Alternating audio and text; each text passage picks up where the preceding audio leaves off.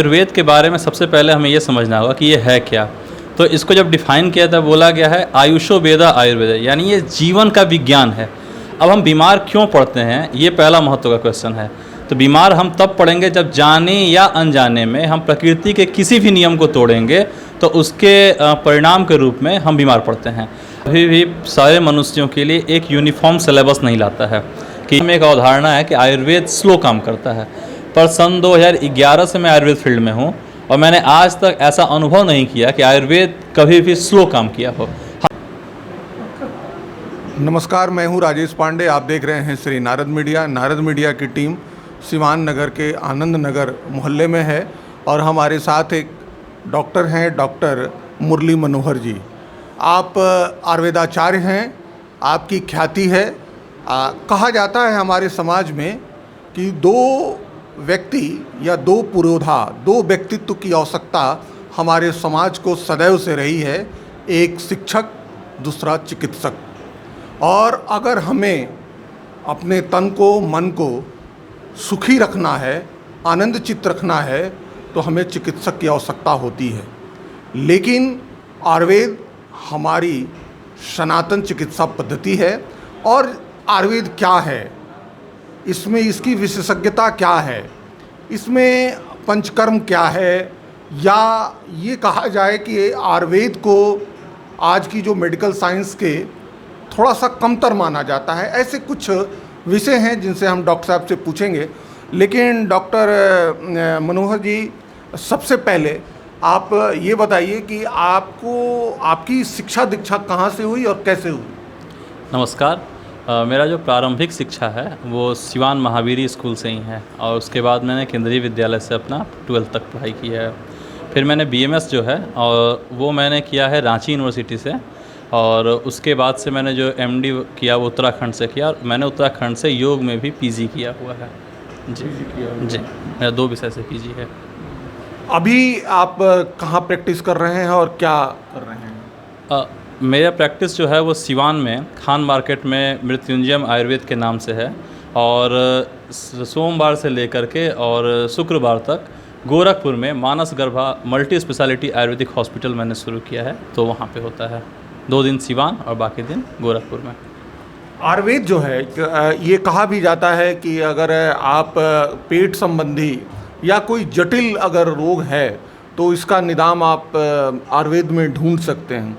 तो आयुर्वेद की कुछ विशेषताओं के बारे में बताइए। देखिए, आयुर्वेद के बारे में सबसे पहले हमें ये समझना होगा कि ये है क्या। तो इसको जब डिफ़ाइन किया था, बोला गया है आयुषो वेदा आयुर्वेद, यानी ये जीवन का विज्ञान है। अब हम बीमार क्यों पड़ते हैं, ये पहला महत्व का क्वेश्चन है। तो बीमार हम तब पड़ेंगे जब जाने या अनजाने में हम प्रकृति के किसी भी नियम को तोड़ेंगे, तो उसके परिणाम के रूप में हम बीमार पड़ते हैं। अब आयुर्वेद क्या करता है कि वो जो कॉज, जिसके कारण हम बार बार बीमार पड़ रहे हैं या बीमार पड़े हुए हैं, उसको ढूंढना और फिर उसकी चिकित्सा करना। इसको हमारे यहाँ बोला गया कि हेतु को ढूंढकर हेतु की चिकित्सा की जाती है। तो फिर हम डिजीज़ को इरिवर्सिबल स्टेज तक ले जा सकते हैं, जहाँ से फिर बीमारी वापस ना आए। और एक क्योर शब्द जो है, क्योर जैसा कि शब्द है, मतलब बीमारी कम्प्लीटली ठीक होना, ये हम लोग वहाँ से डेवलप कर पाते हैं। ये कहा जाता है कि व्यक्ति में जो शरीर के जो अंदर है वात, कफ और पित्त, इस चीज़ को भी जानना आवश्यक है। या एक मामूली सा ये सवाल भी है और हमारी शिक्षा पद्धति में ये विकसित नहीं हुआ, हम क्या खाएं, कितना खाएं, और मैं जिस काम को कर रहा हूँ इसके लिए मुझे कितने भोजन की आवश्यकता है। इन सभी गुण विषयों पे आयुर्वेद क्या कहता है?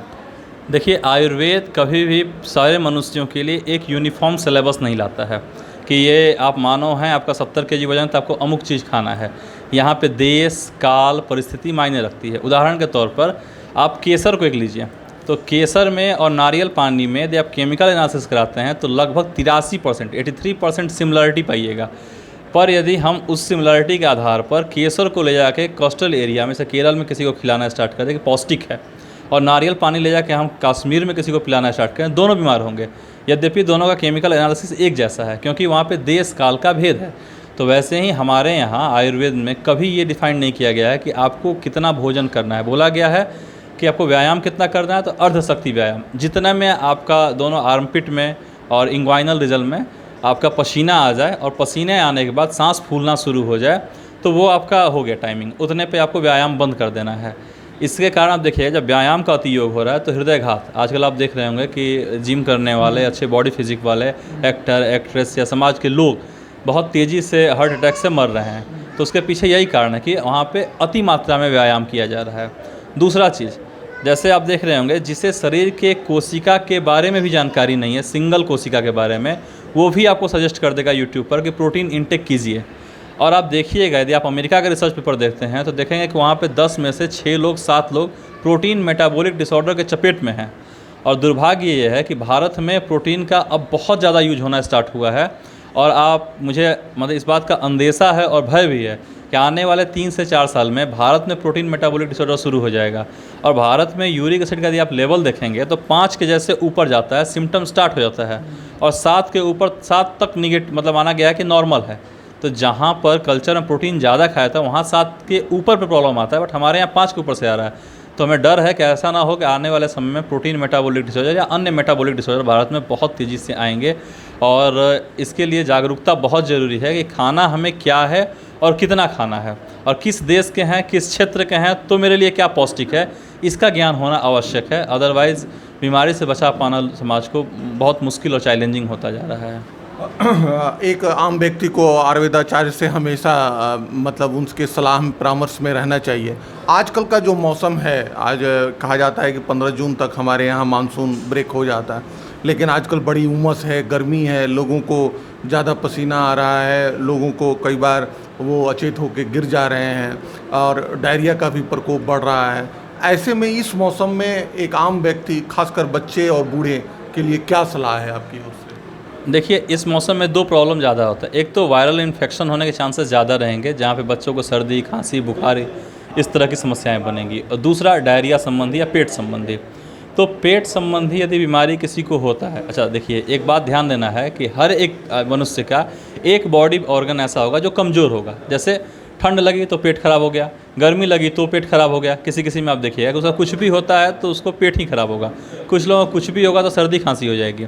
तो जिसका जो ऑर्गन कमज़ोर है, बार बार रिपीटेड डिजीज़ के एक्सपीरियंस में आने पे, एक्सपोजर में आने पे पता चल जाता है कौन सी बीमारी का है। तो फिर उसको ठीक करने के लिए कुछ प्रिवेंटिव मेडिसिन हैं हमारे यहाँ।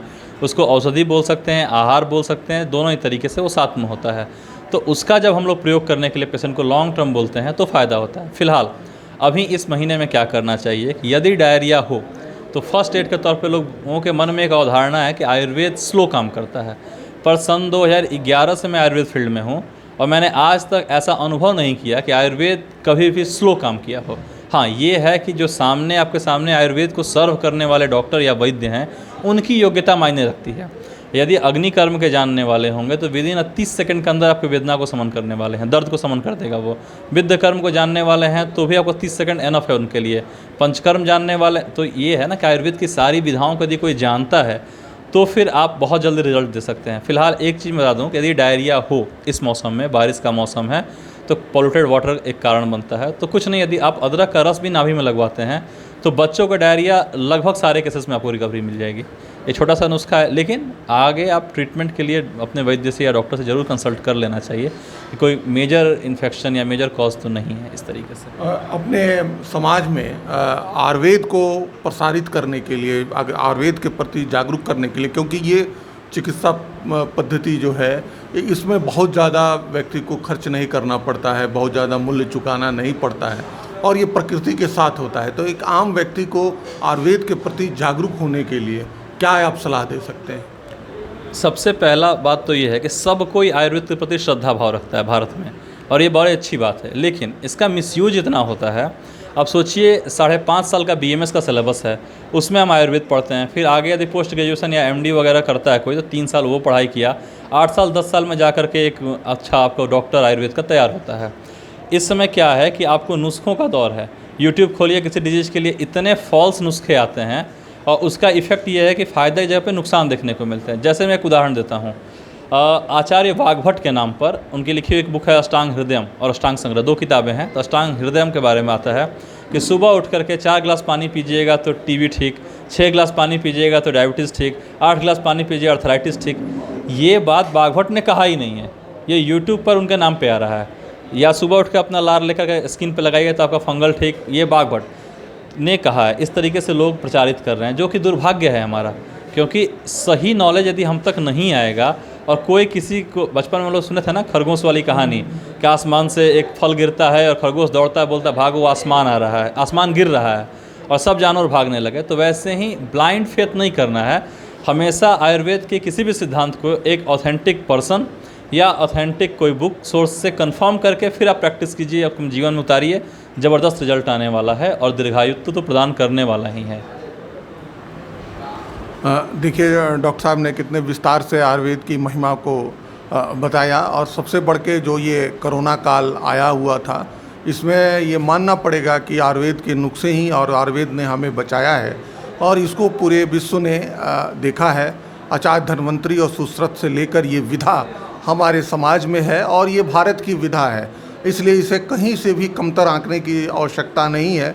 और आजकल का जो मेडिकल साइंस है, जो तुरंत इलाज कर देता है, इसमें आपके शरीर को आगे चल के नुकसान ही है, इसलिए प्रत्येक व्यक्ति को आयुर्वेद अपनानी चाहिए। ये डॉक्टर साहब का संदेश है। डॉक्टर साहब, आपने नारद मीडिया को समय दिया, बात किया, इसके लिए बहुत बहुत धन्यवाद। धन्यवाद। एक बात मैं लास्ट में बोलना चाहूँगा, आपने आहार विहार के बारे में पूछा था, तो भारत में एक बीमारी बहुत रैपिडली, बहुत तेज़ी से बढ़ रही है, जिसका नाम है डिप्रेशन, यानी मानसिक रोग। अब डिप्रेशन में क्या है कि मरीज़ दुखी रहता है, उसको पता नहीं रहता क्यों दुखी है, घर में सब कुछ चल रहा है फिर भी वो दुखी है।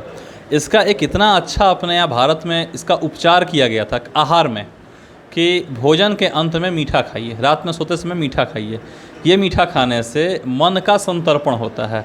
तो यदि किसी के घर में ऐसा बच्चा हो, बच्ची हो जो पढ़ने लिखने वाला हो, या अनायास उदास रह रहा है, कोई ऐसा फाइनेंशियल क्राइसिस आ गया, कुछ भी आ गया जिसके कारण बच्चे बच्चियाँ उदास रह रहे हैं, तो उनको खाने के लास्ट में थोड़ा मीठा दीजिए, तो उनके में आप लॉन्ग टर्म में रिजल्ट देखने लगेगा इम्प्रूवमेंट का। ये आहार का इफेक्ट है सर। तो जो क्लासिकल तरीके अपने आहार विहार के हैं, यदि उसको फॉलो किया जाए तो वो सब न्याय संगत हैं और बहुत रिसर्च किए हुए थे। तो इस तरीके से यदि हम लोग फॉलो करते हैं तो हम लोग अच्छे आयुर्वेद तक पहुंच पाएंगे और बीमारियों को हम लोग क्योर कर पाएंगे और बीमारियों को रोक पाएंगे। ठीक है।